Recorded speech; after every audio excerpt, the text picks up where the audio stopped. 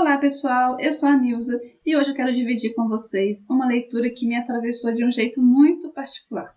Um livro que não é romance, não é ficção, mas talvez tenha sido um dos textos mais corajosos e também angustiantes que eu já li.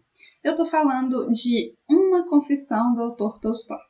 O Tolstói escreveu esse relato íntimo numa fase muito difícil da vida dele, depois de se tornar um dos escritores mais célebres, já tendo publicado as obras Guerra e Paz e Ana Karenina, ele entrou numa crise existencial profunda, mais ou menos aos 50 anos, 51 anos, depois de já ter fama, já ter riqueza, reconhecimento, o Tolstói foi então tomado por um vazio absoluto. Uma Confissão foi publicado em 1879 e é então testemunho dessa crise e dessa busca desesperada por sentido. O Tolstói ele começa contando como que desde jovem ele viveu os prazeres, as vaidades, os estudos, e que tudo isso parecia suficiente, até que em certo momento ele descobriu que nenhuma dessas coisas respondia às questões fundamentais, que é por que eu estou aqui? Qual é o sentido da vida? O que acontece depois da morte? E quando essas perguntas começam a aparecer para ele, nada mais faz sentido. Nem a literatura, nem a ciência, nem a religião institucionalizada, Ele relata que ele chegou a pensar seriamente em suicídio. Por quê? Porque ele não via mais motivo para continuar vivendo. Não tinha mais sentido. O que mais me marcou nessa leitura foi, então, essa honestidade brutal dele. Ele não tenta adorar a pílula. Ele admite a vaidade, ele admite a arrogância, ele admite a própria superficialidade. Isso é muito raro, gente, principalmente vindo de alguém tão admirado. E psicologicamente, o livro ele é um relato desse colapso existencial, uma crise de sentido onde tudo aquilo que sustentava a identidade dele, que era sucesso, status, a intelectualidade, de repente se revelou vazio. E o mais interessante é que essa angústia não vem da falta, mas do excesso. Quando Tolstói tinha tudo, foi que ele descobriu nada. Ele, então, vai tentar encontrar consolo na ciência, mas aí se frustra. Por quê? Porque a ciência explica, segundo eles, a ciência explica o como, mas não explica o porquê. Na filosofia também não, porque a filosofia tem contradições, E na religião oficial também não, por causa da hipocrisia.